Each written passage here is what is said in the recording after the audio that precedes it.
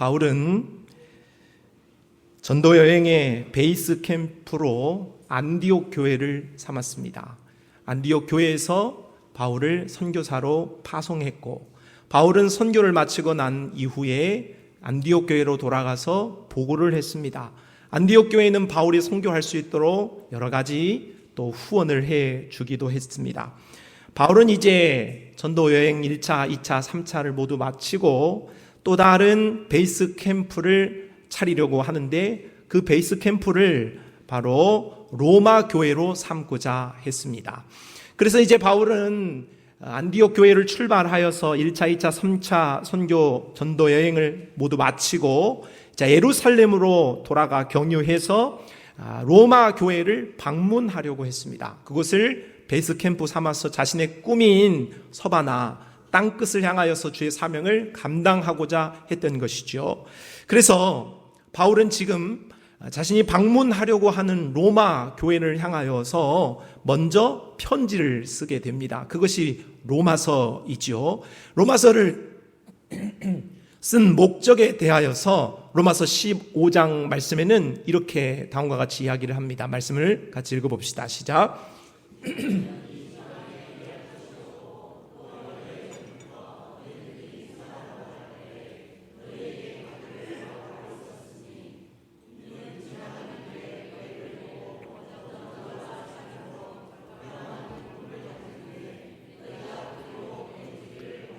네, 제가 설명한 그대로지요. 로마서를 베이스 캠프 삼아서 땅끝 바로 서버나를 향하여서 나아가기를 원하였던 바울의 마음으로 먼저 아직 보지 못하였던 로마 성도들에게, 로마 교회에게 편지를 쓴 것이 로마서입니다. 우리는 사도행전을 작년부터 쭉 1장부터 시작해서 살펴보고 있습니다. 이런 사도행전을 살펴보면서 사도 바울의 사역을 우리가 쭉 따라가게 되어질 때에 사도 바울이 썼던 13권의 서신서를 그의 쓴 기간, 시점에 맞추어서 우리가 살펴보았습니다. 먼저 2차 선교 여행, 전도 여행 때 바울이 썼던 서신 고린도 전서, 데살로니가 전서, 데살로니가 후서, 갈라디아에 대해서 우리가 살펴보았습니다. 오늘 우리가 지금 바울이 이제 3차 전도여행을 모두 마치는 시점에서는 우리가 이 3차 전도여행 중에 썼던 3권의 책을 살펴보는 것도 유의미하다 생각했습니다. 그래서 고린도전서, 고린도후서, 로마서를 3차 전도여행 중에 바울이 쓰게 되었는데, 오늘 우리는 이 3권의 책을 각각 살펴보려고 합니다. 모든 내용을 깊이 들어가면은 시간이 너무 많이 걸릴 것이므로 오늘 로마서에 대해서 살펴보고 다음엔 고린도전서, 고린도후서 이런 순서로 살펴보고자 합니다. 오늘은 로마서에 대해서 살펴보는데, 오늘 이 서신서의 제목은 우리가 가지고 있는 성경의 로마서입니다. 원어는 로마인들에게라고 쓰여 있습니다. 로마 교회 성도들, 로마 교회에게 보내어진 편지라고 할 수 있겠지요. 저자는 당연 사도 바울이겠고, 이 서신서를 대서했던 사람이 더디오라고 로마서 16장에 소개하고 있습니다. 기록 연대는 AD 57년으로 바울이 3차 전도 여행을 에베소에서 집중적으로 사역한 이후에 이제 로마로, 예루살렘으로 로마로 가기 위하여서 잠깐 마게도냐 지방을 방문하게 되어져서 고린도에 머물게 되었습니다. 그 고린도에 머물렀던 3개월 기간에 아마 이 로마서를 쓴 것으로 추정할 수 있습니다. 수신자는 로마에 있는 성도들입니다. 우리는 성경을 너무 단편적으로 생각해서는 안 됩니다. 성경에 기록되어지는 것은 대부분 이방 선교의 중심이 바로 바울로부터 시작하고 바울로 끝난 것으로 여겨집니다만은 그렇지는 않아요. 바울이 아닌 바나바를 중심하여서 복음 사역이 많이 전파되었을 것으로 보여지고, 바울이 아니더라도 바울 이외의 사람을 통하여서 충분히 복음은 멀리 또 많은 사람들에게 전파되었다는 것을 우리가 충분히 확인할 수 있습니다. 로마 교회를 바울이 방문한 적이 없습니다. 바울이 그곳에 가서 전도한 적이 없어요. 그러나 지금 로마에서 서신서를 받는, 바울로부터 서신서를 받는 로마는 이미 교회가 형성이 되었다 하는 것이죠. 그렇다면 이 서신서를 받는 로마 교회는 언제 형성되어졌을까? 바로 예수 그리스도께서 재림 승천하시고 모여 있었던 제자들이 오순절 마가의 다락방에 성령이 임하였을 때에 각국에서 임하였던 디아스포라 유대인들, 경건한 유대인들이 있었습니다. 그들이 성령을 경험하고 자기의 곳으로 돌아간 것이죠. 그러니 로마에 있었던 사람들이 오순절 마가의 다락방 성령을 경험하고 예수를 믿은 이후에 돌아가서 교회를 세웠다, 그렇게 생각할 수 있는 거죠. 그러니까 이 로마 교회의 사람들의 구성을 본다면 바로 유대인들이 소수가 있었겠고 이방인들이 아마 다수를 차지하고 있는 교회였을 것으로 생각할 수 있겠습니다. 로마서의 내용으로는 크게 서신서가 모두 대동소이하듯 교리 플러스 실천 이렇게 되어 있습니다. 뭐라고요? 교리 플러스 실천 이렇게 되어 있습니다. 복음에 대한 소개, 그리고 그 복음을 받은 자들이 어떻게 살아가야 할 것인가, 이 두 가지 방면으로 서신서가 대부분 기록되었다. 그 로마 교회에 보내어지는 교리는 무엇이냐? 이신 칭의요 이신 덕이다. 믿음으로 구원받고 믿음으로 천국 간다는 이야기를 로마서에서 가장 잘 설명하고 있다. 성경 중에서 말이죠. 뿐만 아니라 그렇게 예수 그리스도를 받아들인 성도들이 이제 예수를 받았으면 어떻게 살아가야 되는가, 천국 가는 성도들이 이 땅에서 남은 인생 어떻게 살아가야 되는가 하는 적용점, 천국을 사는 성도의 이 땅에 사는 적용점에 대한 설명, 이 두 가지 큰 방면으로 로마서가 기록되었다고 하겠습니다. 구절을 한번 그림으로 살펴본다면 로마서는 다음과 같습니다. 복음과 죄와 심판, 칭의, 성화, 섭리와 주권, 봉사와 사랑, 당부와 인사, 이런 순서로 기록되었습니다.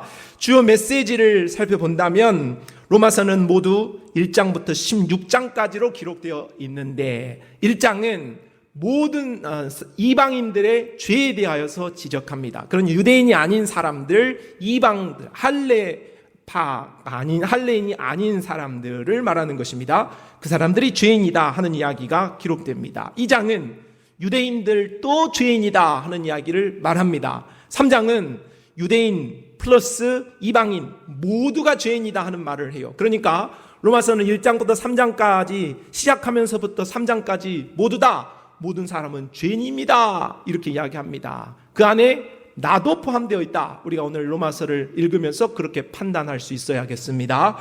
4장과 5장은 모든 사람이 죄인인데 이 모든 사람이 죄에서 구속을 얻고 죄 사함을 받을 수 있는 길은 오직 예수 그리스도뿐이다. 예수 그리스도를 믿는 믿음으로 우리는 의롭게 되어진다 하는 이야기를 하지요. 그리고 이렇게 믿음으로 의롭게 되어진 사람들은 이제 6장과 8장의 말씀을 통하여서 성화의 삶을 살아가야 한다는 것을 배웁니다. 오늘 우리는 예수 그리스도를 믿고 의인이 되었지만 여전히 죄인입니다. 그런 우리가 이제 성령의 도우심을 따라서 점점 하나님 닮은 사람으로, 거룩한 사람으로 변화되어져 가야 한다는 이야기를 하는 것이죠. 9장으로 11장의 말씀은 하나님의 구원 계획에 대해서 살펴봅니다. 유대인들에게 복음을 먼저 하나님이 전하였는데 복음을 거부해서 그것이 이방인들에게로 갔습니다. 그 간 이방인들의 복음이 다시 유대인들에게 들어갈 때 back to the 예루살렘에 다시 복음이 들어갈 때에 온 세상이 끝이 오고 예수 그리스도의 재림이 오게 되어진다라는 이야기, 하나님의 구원 창조의 섭리가 바로 9장부터 11장에 기록되었지요. 그리고 12장으로 14장의 말씀은 구원받은 성도들이 어떠한 윤리의 기준을 가지고 살아가야 할 것인가에 대한 기록이라고 하겠고, 인사의 말씀으로 15장과 16장의 말씀을 하면서 로마서가 끝나게 되는 것입니다. 서두에 말씀을 드렸듯 오늘 우리가 로마서에는 참 많은 진리가 숨어 있고 참 많은 이야기가 있는데 이를 다 살펴볼 수 없으므로 전에 우리가 데살로니가 전서, 후서, 갈라디아서를 살펴보았던 방식으로 오늘 로마서에 나와 있는 여러 가지 몇 가지 중요한 요절을 중심으로 해서 오늘 로마서들을 우리가 살펴보기를 원합니다. 먼저 로마서 1장 11절 말씀을 같이 한번 읽어보지요. 시작.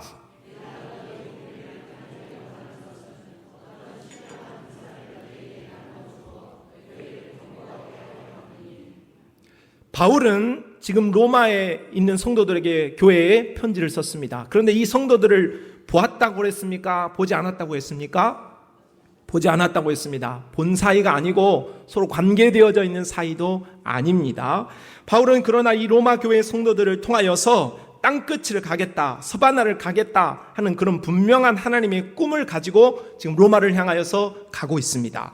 그러나 바울은 로마 교회의 성도들을 바로 자신의 선교의 도구로 사용하고자 하는 목적을 분명히 밝혔지만은, 그러나 오늘 로마서 1장 11절의 말씀은 너희 보기를 간절히 원하는 이유가 어떤 신령한 은사를 너희에게 나누어 주게 하기 위함이라고 말하고 있습니다. 바울은 분명 로마 교회가 후원해 주어서 자신의 사역을 잘 하고자 하는 목적으로 로마에 가고 싶습니다. 그러니까 이 일을 중심으로 이들을 만나고자 했다는 목표가 분명히 있었어요.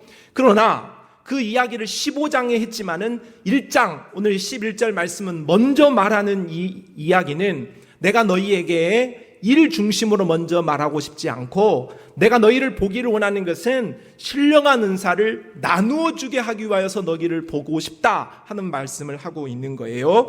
여기에서 말하는 신령한 은사란 이적적인 은사인지 일반적인 은사인지 알 수 없어요. 그러나 분명한 것은 바울은 로마 교회의 성도들과의 만남과 교제가 그리스도 안에서 신령한 것들을, 영적인 풍요로움을 먼저 나누고자 했다라는 뜻을 밝히고 있다 하는 것이죠.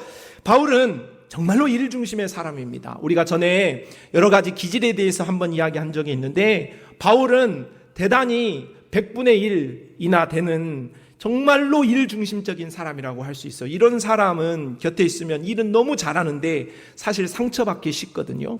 그런데 이 바울과 같은 열정적인 사람, 탱크 같은 이 사람이 선교에 대하여서도 정말로 멋지게 또 전진하고 있음에도, 오늘 바울이 그런 사람임에도 오늘 하는 이야기는 일보다도 중요한 것은, 선교보다도 중요한 것은 내가 너희와 함께 영적으로 교제하고 신령한 것을 서로 나누기를 원한다 하는 것을 말하면서 우리의 삶의 우선순위가 일인가 아니면 하나님과의 교제인가를 우리에게 잘 보여주는 말씀이라고 할 수 있겠습니다. 마가복음 3장 14절에 우리 예수님 말씀하시죠. 이에 12를 세우셨으니 이는 자기와 함께 있게 하시고 또 보내사 전도도 하게 하겠다, 이런 말씀하셨습니다. 예수님이 12제자를 부르신 이유는 사역하시기 위함이죠. 사역을 내보내시기 위해서 12제자를 부르셨습니다.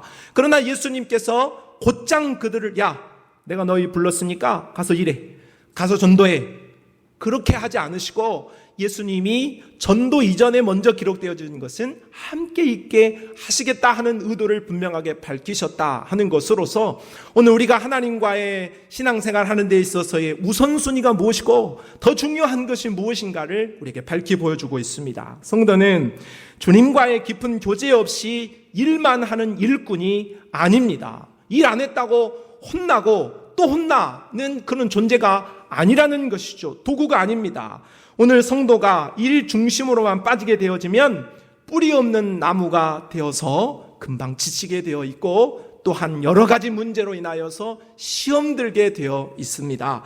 성도는 그러므로 우리가 이러한 원칙을 잘 안다면, 원리를 잘 깨닫는다면 주님과 함께 교제하고 주님 앞에 머무르는 일을 더 잘해야 하는 것입니다. 그래야만 지치지 않고 끝까지 하나님 앞에 설 수 있고 죄를 감당할 수 있습니다. 뿐만 아니라 그런 자가, 정말 주님으로부터 큰 은혜를 공급받는 자가 사역의 열매가 맺어질 수 있는 거예요. 겉으로만 일을 한다고 해서 다 열매가 맺어지는 게 아니에요. 진짜 뿌리로부터 진액이 올라와야만 아름다운 열매를 맺을 수 있는 것이죠. 혹시 여러분이 교회 생활을 하는 동안 여러분은 어떤 마음가짐으로 오늘 서 있습니까? 교회 생활을 하고 하나님의 일을 감당하는 것이 내게 짐으로만 생각되어지고 일로만 생각되어지고 있습니까? 아니면 이 일을 더 시켰으면 좋겠다, 나는 더 주를 위해서 일하고 싶다 하는 그런 자원하는 마음이 있습니까? 여러분의 마음이, 저는 바라기는 하나님의 일을 크게 하든 적게 하든 시험에 빠지지 않기를 바랍니다. 여러분이 그런 어떤 일을 하든지 간에 사람이 보는 데서든 보지 않는 데서든 혼자 있는 데서든 감사함으로 감당할 수 있어야 하지. 일을 하면서도 입이 툭 나와서 왜 나만 시키냐? 난 도저히 못하겠다. 정말로 다음에는 또 안 한다고 해야지.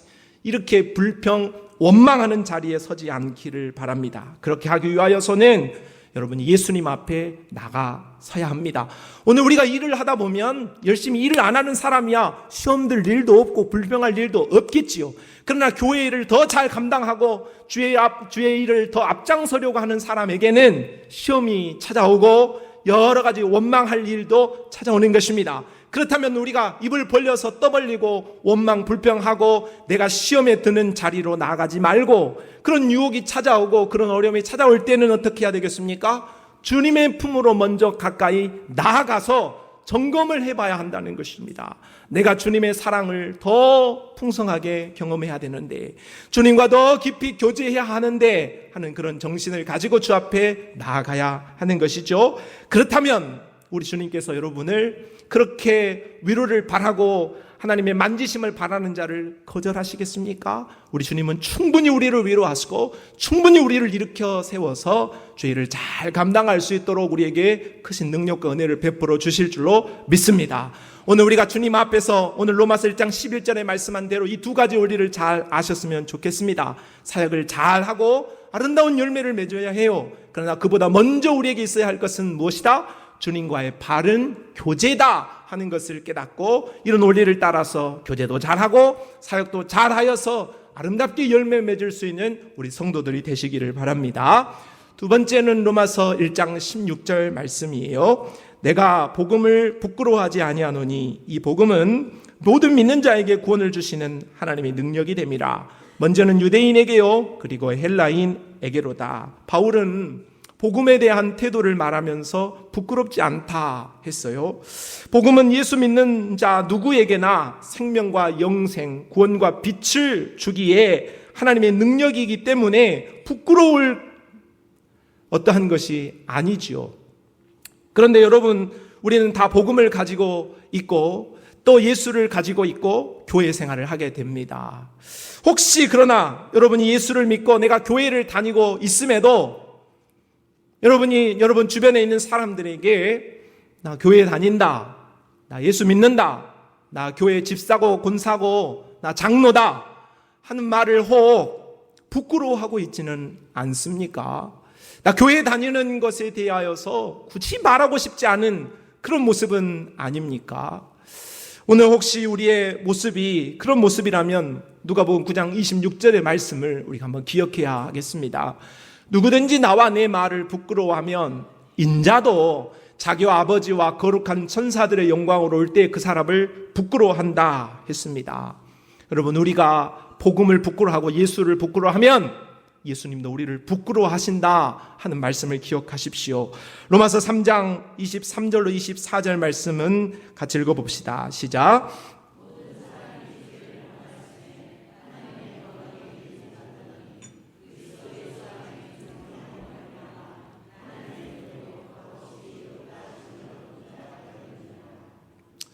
콜라를 마시고 싶으면 어떻게 해야 됩니까? 그냥 마시면 됩니까? 슈퍼에 가서 콜라를 사야죠. 예쁜 옷을 입고 싶으면 어떻게 해야 됩니까? 지나가다가 저 꼭 입고 싶다. 그러면 들어가서 내놔라. 그러면 어떻게 되죠? 그 다음은 이야기 안 해도 알죠. 사야 됩니다. 마시고 싶은 콜라도 돈을 줘야 살 수 있고 또 입고 싶은 옷도 마찬가지입니다. 그런데 내가 꼭 콜라를 마시고 싶은데 좋은 옷을 입고 싶은데 내 돈을 주지 않더라도 어느 누가 지나가는 길에 어이구 반갑다고 인사하면서 값을 내줬어요. 그러면 그것이 먹어도 되는 것입니까? 먹어도 안 되는 것입니까? 어린아이 같은 질문을 하면 참 그렇죠. 당연히 먹어도 되겠죠. 합법적인 득템을 한 것입니다. 그것이 은혜인 것이죠. 잘 잘 지나다니시기 바랍니다. 그래서 잘 사주시기 바랍니다. 주는 자가 말씀을 드렸죠. 자, 그런데 세상 모든 사람은 궁극적으로 정말로 사고 싶은 것이 있습니다. 콜라, 좋은 옷, 과는 비교할 수 없이 이 세상 사람이라면, 코로 숨을 쉬고 있는 사람이라면 누구나 가지고 싶은 것이 한 가지 있어요. 그것은 바로 천국입니다. 천국을 내 생각이, 그리고 내가 자각하지 못한다 할지라도 우리는 다 사람은 영을 가지고 있기 때문에 이 영혼이 누구든지 천국을 다 사고 싶어 하는 거예요. 그런데 그 천국을 우리가 살 수 있느냐? 살 수가 없습니다. 천국을 살 수 있는 자가 아무도 존재하지 않아요. 천국을 가질 수 있는 자는 존재하지 않아요. 왜냐하면 그 천국은 죄 있는 자가 살 수 없기 때문에 그렇습니다. 죄 없는 자만이 천국을 살 수 있고 천국을 나누어 줄 수 있는 것이죠. 그래서 하나님께서는 우리가 그 천국을 살 수 없는 무능한 자, 완전히 부패한 자인 우리에게 천국을 사주기 위하여서 그 천국에 대한 값을 치르셨으니 그 값이 바로 자신의 아들 예수 그리스도를 십자가에 피 흘리게 하신 그 피값이라 하는 것입니다. 그러므로 하나님께서 피값을 주고 오늘 우리를 죄에서 구속하고 하나님의 나라, 천국을 우리에게 선물해 주신 줄로 믿습니다. 그러므로 우리는 천국의 값을 대신하여 지불해 주신 하나님의 호의를 거절하지 말아야 됩니다. 누군가가 콜라를 사주겠다고 하는데 마음엔 굴뚝같이 먹고 싶으면서도 자존심 상해서 아니요, 괜찮아요, 안 먹을게요. 그러면 못 먹는 겁니다. 오늘 우리 하나님께서 우리에게 천국을 선물해 주시고자 하시는데 우리가 믿음으로 그것을 받지 않냐면 천국은 내 것이 될 수가 없어요. 그러나 자존심 버리고 내 건 나는 얻을 수 없지만은 하나님이 나에게 선물해 주신 것이니 내가 그 호의를 받아들이겠다 하는 것이 믿음인데, 그 믿음을 갖는 자에게는 오늘 우리가 하나님의 백성이 되어지고 천국이 내 소유가 되어질 줄로 믿습니다. 로마서 5장 8절에 우리가 아직 죄인 되었을 때에 그리스도께서 우리를 위하여 죽으심으로 하나님께서 우리에 대한 자기의 사랑을 확증하셨다 했습니다. 성도 여러분, 하나님은 저와 여러분을 사랑하십니다. 그 사랑의 증거가 무엇입니까? 천국을 도저히 얻을 수 없고 가질 수 없고 살 수도 없는 우리에게 값없이 예수 그리스도의 십자가의 그 값으로, 보혈의 값으로 오늘 우리에게 천국을 선물해 주셨습니다. 그 은혜와 그 사랑을 거절하지 말고 그 선물을 분명하게 거머쥐고 천국의 확신 가운데 서는 하나님의 백성들이 되시기를 바랍니다. 에베소서 2장 8절로 9절을 같이 읽어봅시다. 너희는 그 은혜에 의하여 믿음으로 말미암아 구원을 받았으니 이것은 너희에게서 난 것이 아니요 하나님의 선물이라. 행위에서 난 것이 아니니 이는 누구든지 자랑하지 못하게 함이라. 아멘. 오늘 우리가 다른 사람으로부터 좋은 선물 받으면 자랑하고 싶은 마음이 당연한 거예요. 당연한 거예요. 그런데 우리는 세상 사람이 누구도 가질 수 없고 누구도 선물할 수 없는 특별한, 아주 특별한, 그리고 영원한 선물을 하나님으로부터 받았습니다. 그에 대해서 감사하고 그 은혜를 자랑할 수 있는 믿음으로 서는 우리 모두가 되기를 바랍니다. 다음은 바울이 이렇게 복음의 핵심과 복음의 능력에 대하여서 확신을 가지고 이야기했습니다. 모든 사람 죄인이다. 그런데 그 죄에서 구속을 얻을 수 있는 것은 하나님이 선물로 주신 예수 그리스도의 피값으로 오늘 우리가 그 은혜를 얻을 수 있다 하는 것을 바울은 너무 잘 알았다는 거예요. 그런데 그런 복음의 확신과 복음의 능력을 가졌던 바울이 오늘 로마서 7장 24절에 저 멍뚱한 이야기와 같은 말을 합니다. 오호라, 나는 곤고한 사람이로다. 이 사망의 몸에서 누가 나를 건져내라. 바울과 같은 사람이 갈등이 있다는 거예요. 바울과 같은 사람이 마음속에 싸움이 있다는 이야기를 하고 있다. 바울은 자신이 곤고한 사람이라고 말하면서 사망의 몸에서 벗어나고 싶다, 그렇게 호소를 하고 있어요. 사망의 몸이라는 말은 사람을 형벌하는 방법이 여러 가지가 있겠죠. 매를 때리는 방법도 있고, 총으로 쏴서 처벌하는 방법도 있겠고, 십자가에 매다는 방법도 있겠어요. 그런데 사망의 몸으로 형벌하는 방법은 뭐냐? 산 사람을 죽이기 위하여서 산 사람에게 죽은 시체를 갖다 묶어 놓는 거예요. 그러면 시간이 지날수록 산 사람에게, 죽은 사람의 기운이 점점 스며들어서 살아있는 사람이 결국은 그 죽은 시체와 함께 동시에 죽어가는 형벌이에요. 너무너무 잔인한 거죠. 오늘 바울이 그런데 자기는 지금 살아있는 사람인데 오늘 이 사망의 몸에 거하는 것과 같은 그런 갈등이 있다 하는 거예요. 살아있는 몸이 있고 자신의 곁에 죽어있는 몸도 있다. 두 가지가 나에게 동시에 있다. 그래서 난 너무 괴롭다. 그렇게 고통을 호소하고 있는 거지요. 사도 바울은 구원에 확신이 있던 사람이고 영적으로 하나님과 깊은 교제를 나누는 사람이며 또 사도이기도 했던 사람입니다. 그러나 바울에게는 두 사람이 자신에게 늘 있다 하며 이야기합니다. 하나님을 위해서 살아가려고 하는 산 사람과 하나님을 위해서 살고 싶지 않은 죽은 사람이 여전히 바울 안에도 있었다는 거죠.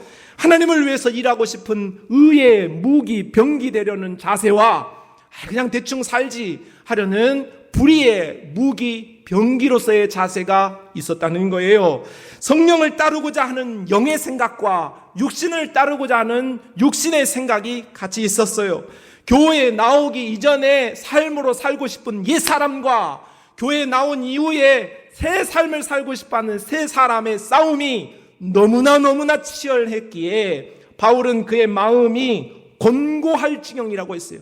곤고한 지경이라는 말은 너무나도 고통이 크다 하는 말이죠.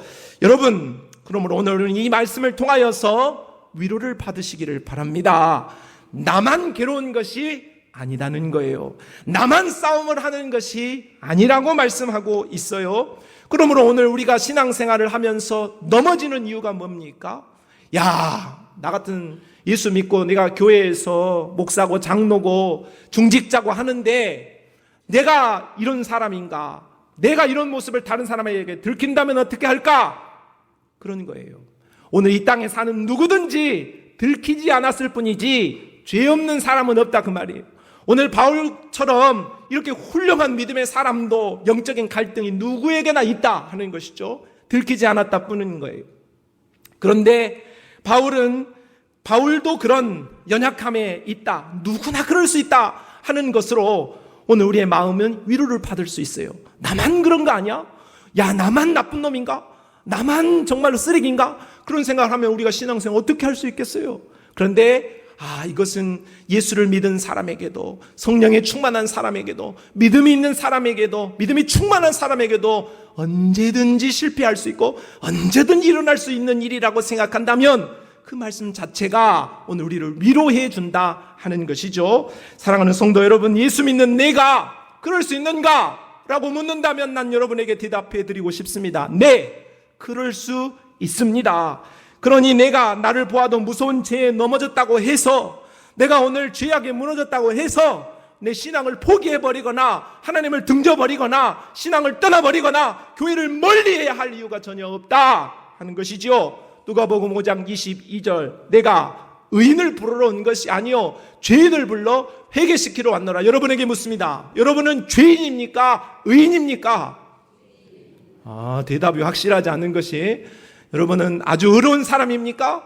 물론 우리는 구원받은 예수 그리스도의 피값으로 의로운 사람들이지만 그러나 우리는 원초적으로 죄인입니다.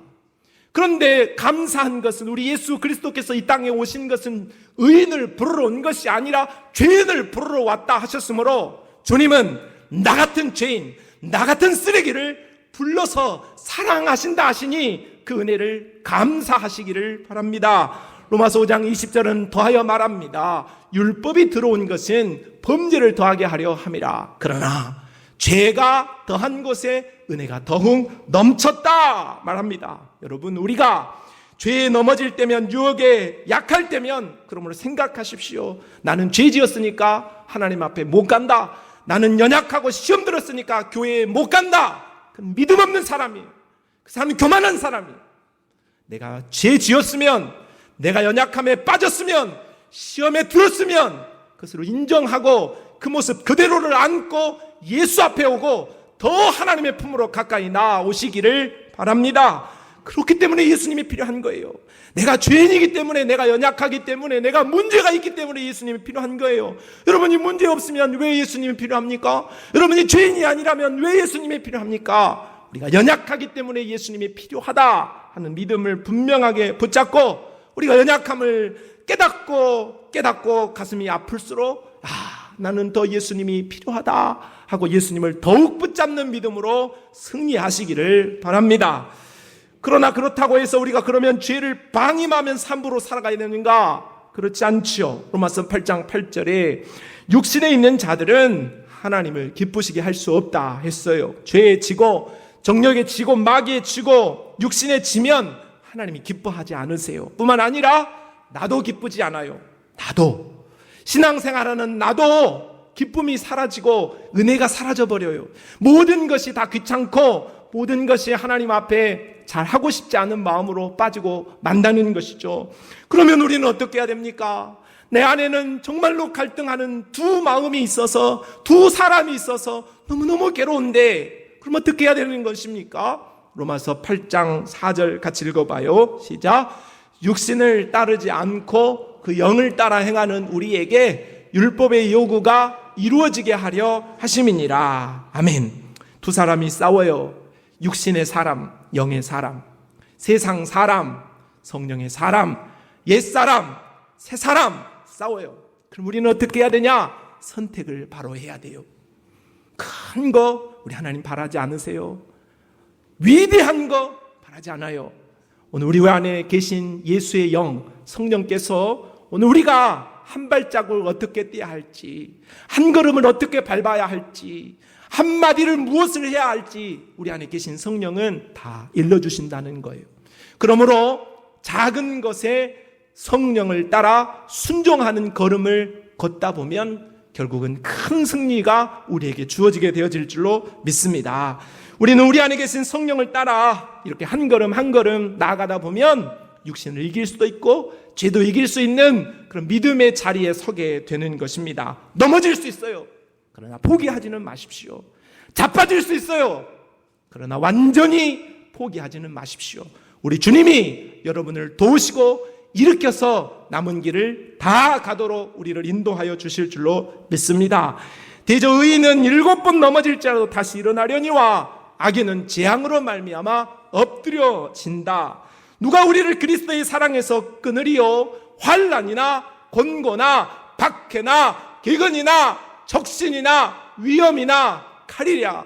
그러나 이 모든 일에 우리를 사랑하시는 이로 말미암아 우리가 넉넉히 이기느니라. 할렐루야. 우리는 성령의 도우심으로 넉넉히 이길 수 있습니다. 늘 지는 건 아니에요. 100번 졌다고 포기할 일도 아니고 1000번 넘어졌다고 포기할 일도 아니에요. 결국은 우리 안에 계신 예수 그리스도께서 우리를 승리하도록 인도하실 것이므로 1000번 넘어졌으면 1001번째 일어나서 주와 동행하고 그 걸음을 계속해서 걷기를 바랍니다.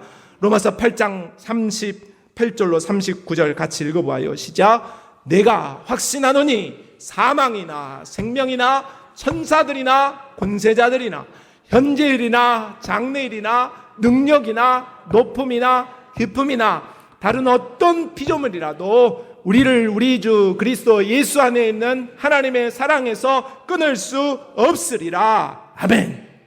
끊을 수 없어요. 세상 어떤 것도 우리를 끊을 수 없어요. 마귀도 끊을 수 없어요. 세상 어떤 것도 우리를 하나님의 사랑에서 끊을 수 없어요. 왜요? 하나님이 여러분을 지목하여서 부르셨기 때문이에요. 여러분은 예수님의 핏값으로 구속받은 하나님의 사람들이기 때문이에요. 누가 안 놓냐? 하나님이 놓지 않아요. 하나님의 것이기 때문에 하나님이 놓지 않아요. 그러므로 우리는 질 수 없어요. 그러므로 우리는 포기할 수 없어요. 끝끝내 넉넉히 최후 승리를 하게 하실 그 하나님을 기대하는 믿음으로 굳게 서는 우리 모두가 되기를 바랍니다. 로마서 10장 17절 말씀이에요. 그러므로 믿음은 들음에서 나며 들음은 그리스도의 말씀으로 말미암느니라. 성도는 예수 믿음으로 시작해서 믿음으로 끝을 보는 거예요. 성도는 믿음이 중요하고 믿음이 전부라고도 할 수 있어요. 그런데 이 중요한 믿음이 어떻게 생기고 어떻게 강화되느냐? 그리스도의 말씀뿐이라고 말씀합니다. 그리스도의 말씀을 그러므로 여러분 잘 읽고 잘 들으세요. 여러분이 하나님의 말씀을 잘 읽고 잘 듣는 방법은 눈으로 보는 것도 있고 오디오로 귀로 듣는 것도 있지만 가장 좋은 방법은 여러분이 읽고 여러분이 읽는 것을 여러분 귀로 듣는 것이 최고의 방법이다 하는 것이죠. 여러분의 믿음이 하나님의 말씀을 잘 읽고 들음으로 우후 죽순처럼 무럭무럭 자라나서 하나님을 기쁘시게 하는 믿음으로 변화받기를 주님의 이름으로 축복합니다. 마지막이에요. 로마서 15장 13절 같이 읽어요. 시작.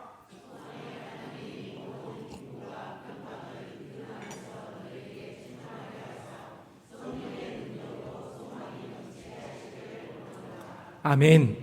저는 24년 한 해를 많이 기대하고 있습니다. 하나님께서 우리 공동체, 우리 성도들에게 부흥을 주시기를 소망하고 있어요. 특별히 오랜 시간 동안 여러분 우리가 하나님 앞에 응답을 받아야 되고 변화가 되어야 되는데 그렇지 못한 영역들이 있어요. 그러나 나는 그 영역이 우리 하나님께서 함께 하심으로 돌파되어지고 깨지고 다시 한번 재건되어지기를 위하여서 늘 기도하고 있습니다. 하나님의 놀라우신 부흥의 역사가 여러분의 심령에, 여러분의 마음에, 그리고 여러분의 육체에 나타날 수 있기를 바라고, 관계적인 모든 일에도, 환경적인 일에도, 물질의 일에도, 사업의 일에도, 우리에게 있는 모든 것의 일에도, 자녀들의 일에도, 오늘 우리가 생각하는 것에, 모든 것에 하나님의 부흥의 역사가 써질 수 있기를 간절히 기도하는 만큼 그 소망이 우리의 것이 되기를 바랍니다. 부흥의 역사가 일어나는 것, 그건 하나님의 뜻이에요.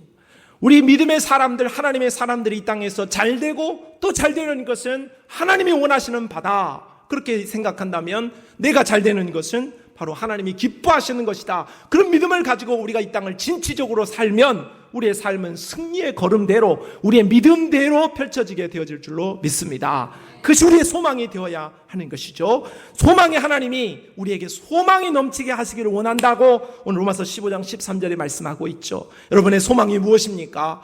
그 소망을 크게 갖기를 바라고, 그 하나님이 주신 소망이 소망으로 끝나버리는 것이 아니라 실현되어질 수 있는 은혜가 2024년에 부흥의 역사로 우리의 삶에 나타날 수 있게 되기를 주님의 이름으로 축복합니다. 더불어서 오늘 우리가 소망해야 할 더 분명한 것이 하나 있으니, 오늘 우리의 최종 소망이요, 오늘 우리의 영원한 소망, 그것은 바로 예수 그리스도의 다시 오심, 예수 그리스도의 재림인 줄로 믿습니다. 오늘 우리가 이 땅에서 아무리 지지고 볶고 잘 먹고 잘 살아도 천국하고는 비교할 수 없습니다. 천국하고는 비교할 수 없어요. 그러므로 오늘 우리의 참된 소망, 영원한 위대한 소망은 예수 그리스도를 다시 만나볼 그날, 예수님이 다시 오실 그날, 천국에서 내가 영생을 누리고 하나님을 찬송하며 살아갈 수 있는 그날이 되어야 하겠습니다. 그러므로 오늘 우리의 믿음은, 오늘 우리에게 가장 중요한 믿음은 마라나타. 따라합시다. 마라나타. 무슨 뜻이에요? 아멘. 주 예수여 오시옵소서. 주 예수여 오시옵소서. 주님 오늘입니까? 주님 오늘 오십니까? 주님 어서 오시옵소서 하는 믿음이 오늘 현대를 살아가는 우리 신앙인들에게 많이 빠져 있어요. 많이 약화되어 있어요. 그러나 오늘 우리의 믿음이 이 재림에 대한 신앙으로 뜨겁게 달아올라야 할 줄로 믿습니다. 이 땅만 바라보고 이 땅만 즐겁게 사는 것이 아니라 주님을 다시 볼 날, 마라나타, 아멘, 예수님 오십시오, 오늘입니까? 이 시간입니까? 하는 기대하는 그 심정으로 천국을 마음에 두고 달려갈 수 있는 그런 신앙으로 살아감으로 참으로 주님이 기뻐하실 수 있는, 정말로 잘하였다라고 주님의 칭찬을 듣고 주님을 만날 수 있는 오늘 모든 성산의 백성들이 다 되시기를 주님의 이름으로 축복합니다. 하나님 아버지 감사합니다. 주님을 기다립니다. 주님 오시옵소서. 주님 만나기를 원합니다. 주님을 대망하는 믿음으로 이 땅을 더 한 걸음 한 걸음 더 신실하게 살아낼 수 있는 우리가 되게 하여 주옵소서. 예수님의 이름으로 기도합니다. 아멘.